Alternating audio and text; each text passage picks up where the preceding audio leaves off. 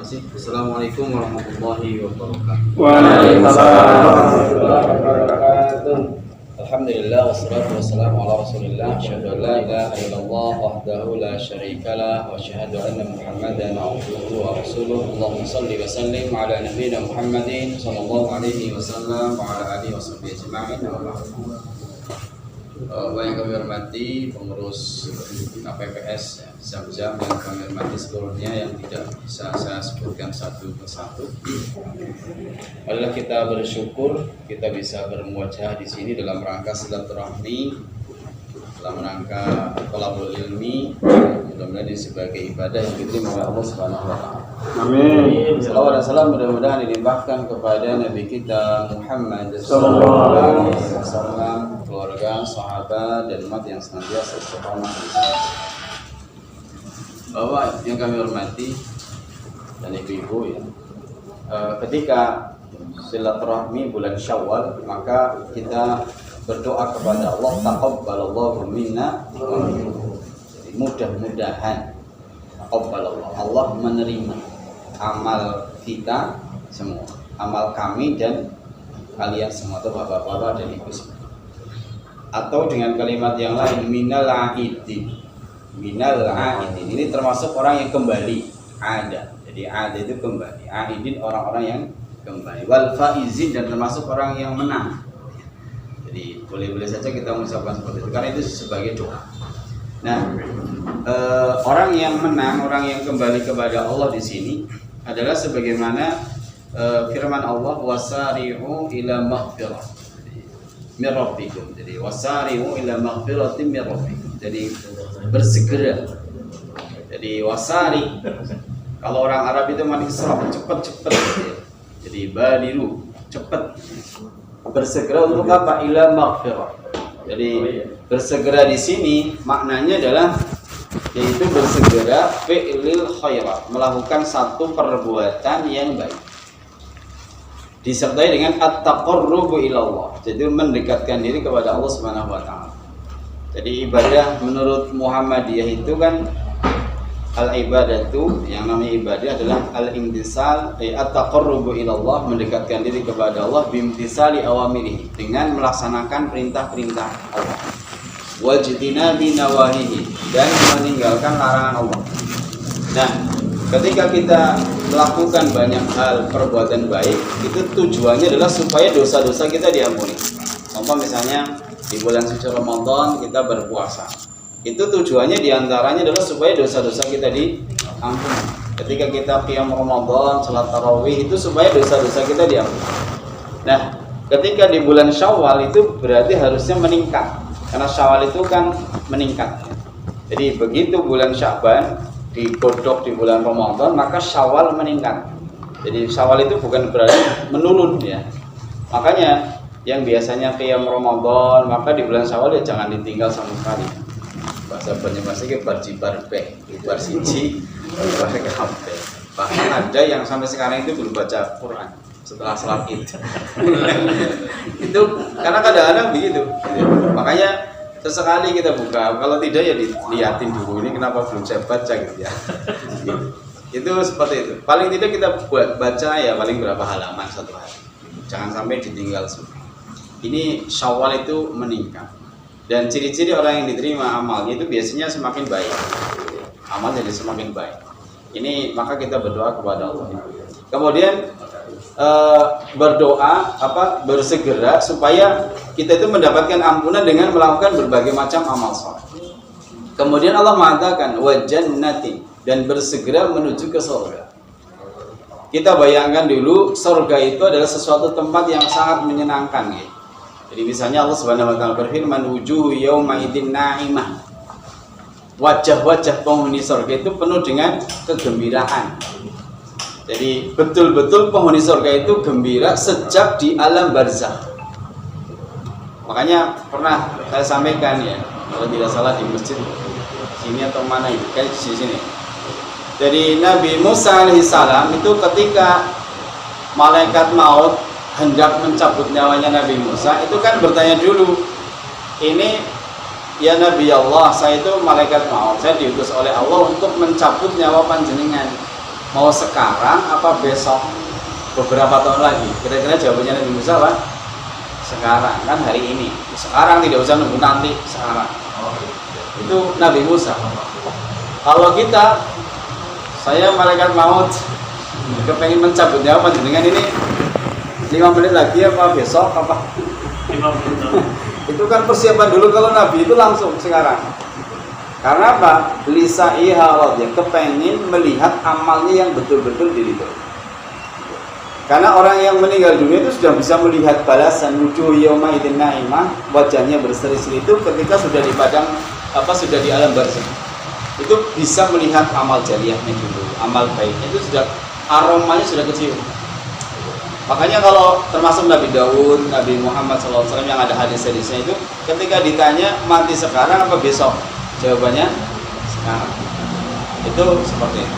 Dan ini karena sudah siap. Karena semua orang itu kan pasti mati. Ya orang mungkong buat proksi mati ya, mongnom juga bisa jadi. Nah, oleh karena itu kemudian permasalahannya meninggal itu sudah apa? Makanya saya juga sampaikan ke santri-santri saya yang ada di Mualimin, kebetulan santri saya di Mualimin. Kalau misalnya meninggal itu belum tentu tua. Kalau misalnya kamu di sini baca Quran, menghafal Quran, gitu ya, kemudian meninggal dunia itu syahid sebenarnya. Sehingga kemudian kita ikhlaskan saja di sini untuk menjadi penghafal Quran, itu seperti itu. Jadi ini contohnya. Soal meninggal kapan besok itu yang penting itu kan kita sudah siap. Itu seperti itu. Jadi sehingga kemudian kita membayangkan lisaiha roh fi jannatin aliyah, apalagi kalau sudah masuk ke dalam surga, itu membayangkan surga itu sudah luar biasa. La tasma'u fiha laghi, di surga itu nggak ada ucapan-ucapan yang nyelekit, hidupnya itu nyaman. Kalau sekarang itu kadang-kadang membaca WA itu kadang-kadang kita kesindir, kita nyindir gitu. Itu kadang-kadang begitu, masih ada sesuatu, apalagi kalau di BART, grup masjid yang ada NU, ada Muhammadiyah, ada orang yang ngaji gitu ya. Itu kan beda-beda. Dan kadang-kadang yang seperti itu kadang-kadang nyelekit gitu ya. Tujuan kita baik tapi di counternya tidak baik, di balasan tidak baik, itu biasa. Yang kadang-kadang kemudian itu membuat hati tidak tenang. Di surga itu nggak ada seperti itu. Segala sesuatu yang diinginkan oleh hati itu pasti bisa. Jadi panjenengan kepengen apa itu mesti bisa. Ya, kepengen durian tidak usah ngantri Pak. Kepengen susu itu tidak usah merah dari sapi. Itu sudah ada mata air. Mata air itu keluarnya air susu, keluarnya madu, keluarnya tidak usah memproses. Yang namanya pengen susu ya harus, kalau sekarang itu kan cari sapi dulu gitu. Kalau madu juga meras dulu dari dari sarang lebah gitu. Kalau di surga itu enggak usah, langsung saja mata air keluar dari mata air. Itu asal madu, laban, susu, khamr, itu semua juga. Jadi semua semua makanan di surga itu semuanya ada. Termasuk lahapnya penduduk surga itu 10 kali lipat.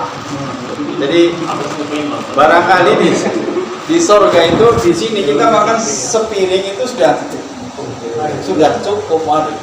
Kalau di penduduk surga itu bisa 10 piring. 10 piring dan terus-menerus enak. Kalau di sini sekarang itu kan kasih sepiring enak, piring kedua enak. Tapi kalau penduduk surga terus-menerus enak dan stoknya ada terus.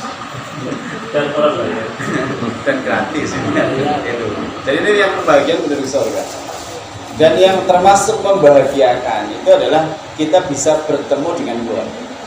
Artinya bisa bertemu dengan mbahnya, bisa bertemu dengan cucunya yang sama-sama masuk surga. Itu diceritakan dalam kitab Al-Jannah. Jadi termasuk kebahagiaan itu bisa berkumpul lagi. Nah, termasuk misalnya kalau kita bertemu di sini ya sama-sama di koperasi Zam-Zam berkah itu ya. Itu setiap hari bertemu, kadang-kadang kan bisa jadi di surga itu kita kepengen ketemu lagi. Saya kepengen bertemu dengan teman sekantor. Dicari di search ya, browsing. Itu alamatnya di mana gitu ya. Itu bisa ketemu. Nah, Suatu ketika kita kepengen bertemu dengan teman kita yang ada di dunia, ternyata di surga itu nggak ada. Adanya di mana? Maka kemudian kalau kita punya kedudukan yang tinggi, itu bisa memberi syafaat. Jadi syafaat itu adalah permohonan kepada Allah untuk kepentingan orang lain di akhirat. Itu namanya syafaat. Sehingga mohon kepada Allah, ya Allah, ini teman saya dientaskan dari neraka. Itu bisa. Itu namanya syafaat.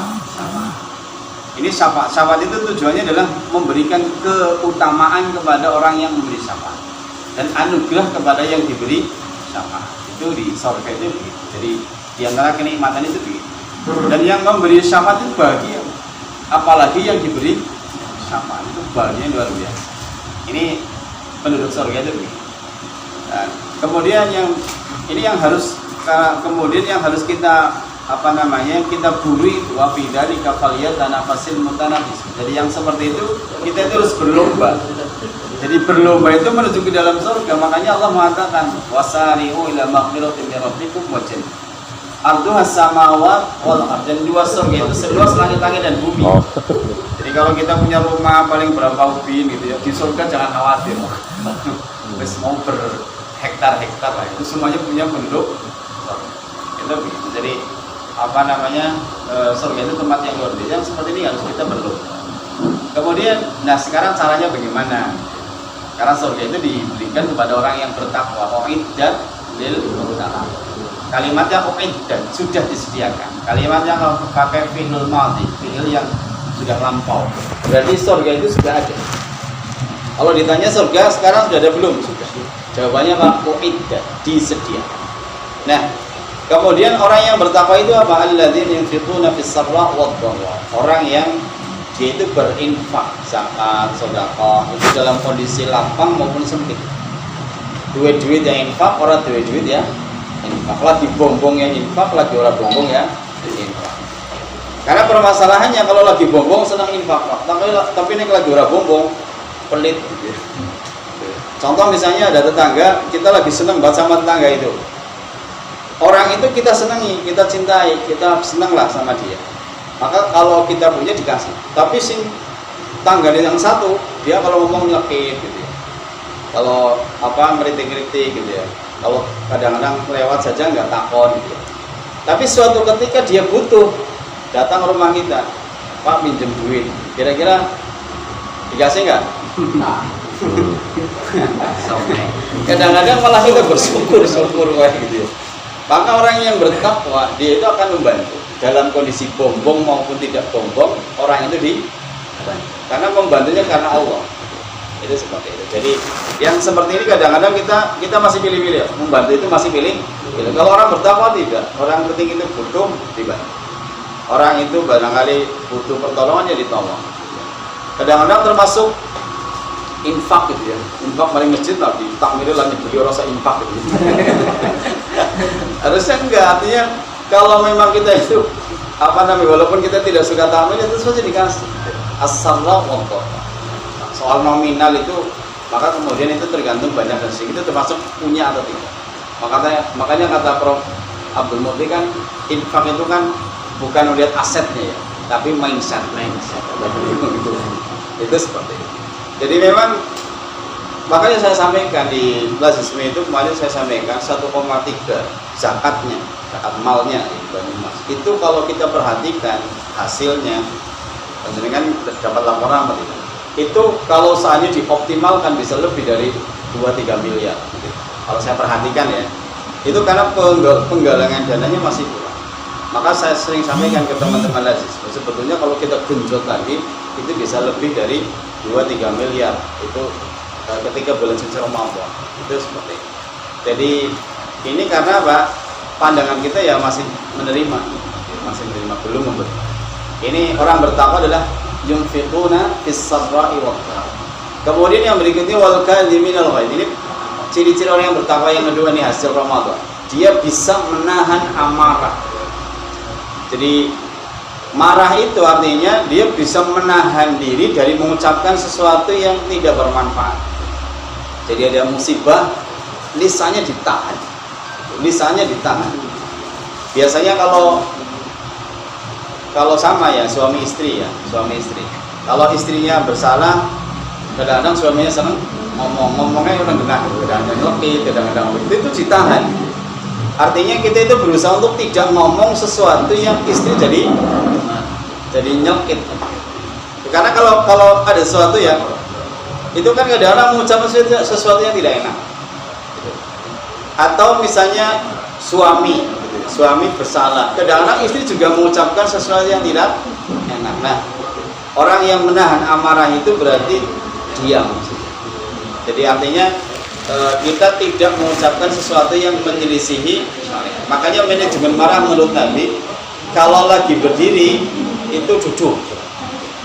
Jadi jangan sampai lagi berdiri kemudian marah madul melototin, itu ya enggak. Tapi manajemen marah kalau lagi berdiri ya kita duduk, matanya santai, ya bisa dipelototin gitu terus. Bahkan kalau para sahabat itu kalau dia marah melihat sesuatu yang membuat marah, dia perginya kemana? Ternyata wudhu. Jadi setelah pergi ternyata dia basah. Maka kemudian ditanya, kenapa begitu? Karena Nabi pernah bersabda, yang namanya marah itu marah itu dari api. Api itu bisa dinetralisir dengan air. Itu seperti itu. Jadi kalau marah itu jangan di situ terus ya. Tapi manajemennya ya duduk. Kadang-kadang kan kalau orang-orang itu mundur mandir itu salah. Harusnya dia kalau berdiri maka dia kadang mondar mandir di dapur, ke ruang tamu, ke ruang itu salah, dia duduk saja. Itu bisa. Jadi dia harus merubah posisi, ya, merubah. Kalau misalnya tetap masih marah ya berhenti. Ini manajemen marah itu. Nah, orang yang beriman itu berusaha menahan amarah. Jadi marah tidak melotot, tidak genggam, tidak mengucapkan sesuatu, itu berarti menahan amarah. Ini pentingnya di sini. Itu seperti itu. Baik itu kepada teman kita, tetangga, gitu, kepada teman sejawat, teman kantor, itu begitu. Terus berusaha untuk tidak marah. Kita kalem saja, kalem. Tapi sebetulnya tahu kalau saya direktur juga sama. Saya kalau di sekolah direktur gitu. Kalau saya lagi marah juga pada tahu gitu. Tapi kan saya bisa menahan. Begitu. Itu seperti itu. Jadi kita harus menahan diri, jadi menahan amarah. Kemudian yang berikutnya adalah wal afina 'anil nas. Kita berusaha memaafkan kesalahan orang lain. Jadi memaafkan kesalahan orang lain itu tidak menuntut di dunia maupun di akhirat. Itu namanya memaafkan. Kalau orang lain bersalah kepada kita ya sudah, kita maafkanlah. Artinya kita tidak menuntut dia di dunia maupun di akhirat. Tetapi kadang-kadang orang yang bersalah kepada kita itu kita masih ingat terus. Pokoknya gak sih ngomong lekit banget. itu masih ingat, apalagi ibu-ibu. Sing 20 tahun sing wingi kowe kadang-kadang isi kemutan. Yang kadang-kadang kita sudah lupa, tapi kadang-kadang istri masih ingat tuh musik kemutan gitu ya. Kita punya kesalahan 20 tahun yang lalu atau 10 tahun yang lalu masih ingat itu. Makanya ibu-ibu itu, perempuan itu ahli sejarah. Ahli sejarah itu. Tapi kebaikannya kadang-kadang lupa. Heranya itu kebaikan yang kita berikan itu biasanya lupa. Itu heranya begitu. Perempuan itu begitu. Makanya kalau ada yang kita itu laki-laki itu jangan pakai mandat perempuan. Pola pikir perempuan, apa kata para ulama? Ada ibu-ibu yang jadi diberi kebaikan selama katakanlah 300 hari. Tapi suami itu tidak baik 2 minggu atau 14 hari. Kira-kira yang dipikir oleh istri itu yang 300 hari apa yang 14 hari? 14 hari. Itu namanya pola pikir perempuan. Itu begitu. Nah, kita itu jangan seperti itu. Makanya dalam menilai orang itu ada cara wa ta'dil. Harus adil. Ini kebaikannya ada, keburukannya juga ada. Orang itu mesti ada kebaikannya, ada keburukannya. Itu seperti itu. Makanya kita harus adil. Adil. Tapi kadang-kadang kita kan menilai sing buruk gitu. Kita harus adil menilai seseorang. Nah, kalau sudah, saya pernah ditanya bagaimana cara melupakan kesalahan orang lain, diingat kebaikannya. Bagaimanapun istri itu punya kebaikan, suami juga punya. Imam Ahmad bin Hanbal itu kebetulan istrinya meninggal dulu dan istrinya nggak begitu cantik, istrinya Imam Ahmad. Artinya ya namanya juga ulama gitu ya. Itu selama nikah selama beberapa puluh tahun itu tidak pernah berselisih dalam satu masalah. Itu ulama ya, Imam Ahmad bin Hanbal, ini madzhab Hambali. Jadi satu masalah saja tidak pernah berselisih. Masak enak ya dipangan, orang enak ya nyantai gitu ya. Gitu. Jadi tidak ada yang berselisih. Kalau di zaman sekarang ini walaupun ulama itu ya kadang-kadang ya kiai ustadz ya tetap kadang sama istrinya kadang berselisih. Masalah kasinin ribut gitu ya. Masalah masaknya ribut ya. Kalau istri saya itu termasuk tidak suka masak, tapi bagi saya kebenaran bisa makan di luar itu. Jadi itu Kebenaran. itu gitu. Jadi kita ambil positif. Ada alasan. Iya gitu. Masak itu baru kemarin ketika masak itu gampang, browsing di Google masak seperti itu. Oh iya, itu gampang ya gitu. Itu ternyata semua di Google itu ada, di YouTube ada gitu ya. Termasuk saya ngajari santri-santri saya begitu. Ada jadwal cooking, hari masak. Itu ya santri begitu, pegangnya HP, oh salah masak ikan begini. Kebetulan di Mualimin itu kan kita punya kolam yang wakaf itu terakhir 1, 2, 3 yang tadi bebas. Itu kalau anak-anak pada stres habis menghafal ya mancing gitu ya. Masaknya gimana? Lihat Google. Oh itu pinter-pinter gue. Saya heran ini gas cepat entong gitu ya. Misalnya satu hari 2 liter masa habis ngomong apa sih dia? Saya cek. Ini putra itu 1 liter itu habis baru 20 orang satu hari. Jadi satu hari itu sebulan itu 30 liter mak. Itu ternyata gue masaknya imak gitu ya. Ternyata imak itu kalau habis masak kan dibuang. Jadi dia sudah nggak apa-apa. Jadi itu memang kita punya ikan yang banyak gitu ya. Seperti itu. Kalau stres ya mancing itu sudah bola. Tapi mancingnya malam hari. Habis stres itu. Saya pernah ke sana cek jam 9 malam. Itu memang muncul lagi mancing gitu. Tapi alhamdulillah bermanfaat. Kita tidak usah marah-marah, yang penting kurang ya kasih itu. Kalau gas tahu jauh dengan iuran gitu. Masa orang boleh ini 1.000 lah gitu. Akhirnya begitu. Ini kisah nyata jadi murid-murid saya yang di Mualimin itu bisa masak. Ibunya juga nggak protes, malah bersyukur, Ustaz, anak saya jadi pintar masak gitu. Itu di tempat saya itu yang Mualimin itu yang polanya begitu. Anak-anak itu harus bisa masak. Minimal masak segala ya. Itu seperti itu. Jadi ini memaafkan kesalahan orang, kita kembali bahwasanya kita harus bisa memaafkan kesalahan orang. Nah, kelemahan kita itu tidak bisa melupakan, tapi itu sebetulnya nggak dituntut oleh Allah. Jadi kita ketemu dengan itu yang yakin kita masih tahu, tapi kita nggak menuntut dia di dunia maupun di ini wala'afina. Yang berikutnya adalah wallahu yuhibbul muhsinin. Allah itu cinta kepada orang yang berbuat ihsan.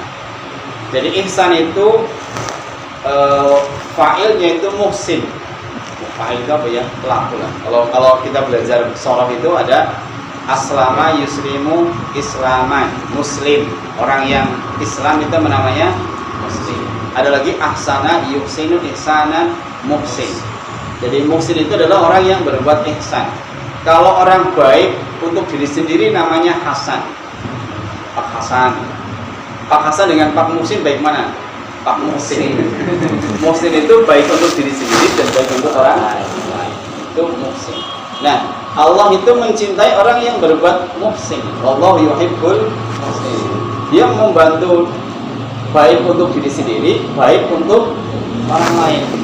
Karena kadang-kadang kita itu baik, ada yang baik orang lain tapi mending keluarganya, mending bojone enggak bagus. Ada enggak? Ada. Ada orang yang ke orang lain baik, tapi ke anaknya enggak baik. Orang yang muhsin itu kepada diri sendiri baik, kepada istrinya baik, anaknya baik, keluarganya baik, masyarakat juga baik. Itu muhsin. Nah, kita kadang-kadang melihat itu, ya termasuk ustaz-ustaz ya. Kepada keluarganya biasa, ya keluarganya tidak. Yang namanya ustaz itu kan ngajak istri, ngajak anak, gitu kan, yuk ngapal gitu ya. Kadang-kadang saya habis subuh langsung balik ngapa itu mengkondisikan anak supaya menghafal Quran. Karena kalau sakit tidak ada bapaknya itu kadang-kadang ya ngapalnya paling-paling sebentar, 4 jam tidur gitu ya. Tapi kalau ada bapaknya kan sampai jam 6 baru pada selesai, baru pada tidur ya. Kalau habis 4 jam itu mau tidur nggak apa-apa. Itu masa pandemi kan gitu. Jadi kita ngajari juga kepada anak-anaknya. Anaknya kan harus pinter ya, lebih pinter dari bapaknya ya. Gitu. Saya kemarin jemput anak, itu begitu anak saya masuk mobil, setelah berapa meter itu langsung bertanya yang saya tidak bisa jawab. Ini pinter banget anakku gitu ya. Bedanya apa gitu ya. Jadi misalnya ada pertanyaan saya nggak bisa jawab. Misalnya pertanyaan itu, anak qatilu abiki, anak qatilun abaki. Apa bedanya apa gitu? Tak pikir lama itu. Anak qatilun abaki, anak qatilu abiki. Ini bedanya apa bi gitu ya? Ya, soal dari mana ini? Jadi itu maknanya sama. Saya adalah yang membunuh bapak. Cuman ada bedanya. Gitu. Ini saya jelaskan. Gitu. Kalau qatilun itu adalah belum pasti, gitu ya. Belum pasti yang bisa besok bisa yang ada. Tapi kalau qatilu itu sudah pasti yang membunuh. Oh gitu, pinter ya bi gitu. Gitu. Gitu. Jadi kadang-kadang itu, nah ini sekarang ini lagi anak saya mau ke pondok ini berapa hari saya kasih pertanyaan lagi ini, tanyakan ke Ustaz. Ini Abi itu dapat kiriman kopi luwak. Ini kopi luwak ini adalah kopi yang dimakan dulu sama luwak. Kemudian si luwaknya BAB. Nah kira-kira tanyakan sama dan najis, apakah itu najis? Kemudian aswalusani, pertanyaan kedua, apakah ini halal am haram? Apakah ini halal atau haram? Ini terus anak saya bilang, ini soal, sahil. Cuman sahil itu paling-paling tanya gitu. Ini paling-paling yang bertanya bukan kamu, bukan gitu. Jadi kalau di pondok itu kan gitu. Kalau pertanyaan berat-berat itu biasanya bukan dari sana, tapi titipan. Gitu. Jadi kira-kira, ini dikira yang tanya bukan saya, bukan bi gitu. Jadi itu begitu. Jadi kadang-kadang kita sudah diskusi. Diskusi ya. Jadi anak dari pondok itu paling tidak lebih pintar dari bapaknya kan gitu. Jadi kita saja tahun ini 30 juz. Beratnya anak saya itu yang ada di pondok itu, makanya tidak mau di pondok sini itu untuk anak saya. Jadi anak saya itu kepinginnya sekali duduk itu 30 juz dan dapat sanad.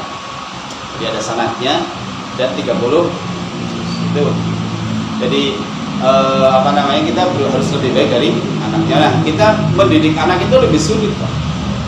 Jadi, anak Ustaz kayak apa gitu. Itu kan kadang-kadang jadi dalil gitu ya. Makanya kita mendidik anak sendiri itu harus lebih baik daripada kita ngulang ngaji. Itu seperti itu. Jadi ini berbuat ihsan ya. Ihsan itu berbuat baik kepada diri sendiri, kepada keluarga dan kepada orang lain. Itu seperti itu. Jadi ini Allah mencintai orang yang berbuat ihsan. Nah, yang terakhir, ihsan itu yang paling mulia adalah kalau ada orang yang tidak baik kepada kita, itu dibalas dengan kebaikan. Kalau ada orang yang ngomong sama kita nyelekit gitu ya, nggak suka sama kita, itu malah kita balas dengan kebaikan. Itu namanya muhsin. Jadi makanya kalau misalnya memberi itu jangan kepada orang yang kita senangi toh, tapi orang yang tidak senangi juga diberi. Itu muhsin. Jangan ada dendam. Makanya orang bertakwa itu nggak ada dendam. Dia berusaha untuk dimaafkan lah. Baik itu kesalahan yang besar maupun yang kecil. Kalau kita bisa memaafkan kesalahan orang lain, nanti insya Allah kita kalau punya salah akan dimaafkan. Dan yang paling kita harapkan dimaafkan adalah ketika dihisab. Karena keistimewaan bagi orang yang beriman itu adalah hisab itu mudah. Jadi karena apa? Kita biasa memaafkan kesalahan orang lain, maka di hadapan Allah nanti kita akan banyak dimaafkan. Hisab itu yang paling berat. Hisab yang paling berat itu sebenarnya ya ekonomi. Jadi wailul lil mutaffifin alladzina idza qalu 'alan nasi yastawun. Celakalah orang yang curang. Curang itu kalau pedagang kan kurangi timbangan. Kalau pegawai ya bisa lambat, rumah kali bali, itu namanya curang. Itu harusnya segini terus begini gitu ya. Itu namanya curang. Dan itu beratnya di hari kiamat. Di hari kiamat itu menjadi sangat berat ketika dihisab. Karena semuanya ada catatannya, Pak. Semuanya dan catatan itu dibaca. Itu catatannya dibaca. Makanya Allah mengatakan hal ta'rif, apakah kamu tahu? Makanya ketika ada orang yang hadis yang 99 gulungan punya 99 gulungan, yang satu gulungan itu sejauh mata memandang, itu Allah itu minta untuk dibaca. Setelah dibaca Allah bertanya, apakah betul itu adalah perbuatanmu? Iya betul. Ada nggak malaikat yang salah? Malaikat itu salah mencatat. Lalu korupsi 1.000 ditulisnya 1.000 gitu, misalnya gitu. Ada nggak? Ya nggak ada, semuanya betul katanya, kata orang ini. Kemudian orang itu tanya lagi, malaikat Allah tanya lagi, kamu punya udzur apa nggak, punya alasan kenapa berbuat dosa? Nggak ada. Maka kemudian kesimpulan dari hadis ini berarti kan catatannya dibaca. Pakai bahasa Arab apa pakai bahasa Jawa? Wallahu a'lam. Penting ada catatannya. Itu begitu. Yang jelas itu Allah itu bisa berbahasa dengan seluruh bahasa. Ngerti bahasa Arab harus Gusti Allah ngerti seluruh bahasa, yang menciptakan bahasa juga Allah Subhanahu wa ta'ala. Maka kita hati-hati karena semua kita itu akan dihisab. Dihisab itu berat ini, dan kita mengharapkan hisab yang mudah. Kalau hisab yang berat itu hisabnya di depan orang banyak, Pak. Semuanya tahu kayak sing jalannya corona juga kayak gitu. Itu sudah tahu semua gitu. Oh, Pak ini bisa menjadi presiden mana gitu ya. Itu terserah gitu. Tapi itu nanti di hadapan Allah ada catatan. Jadi kita harus hati-hati semua karena kita akan dihisab oleh Allah Subhanahu wa ta'ala. Saya kira itu gitu Pak. Jadi mudah-mudahan bisa kita amalkan dalam kehidupan kita sehari-hari, dan kita berdoa yang mudah-mudahan amal kita diterima dan dosa-dosa kita diampuni. Kita menjadi orang yang muhsin. Kita bisa sampaikan dan kita akhiri ya. Wassalamualaikum warahmatullahi wabarakatuh.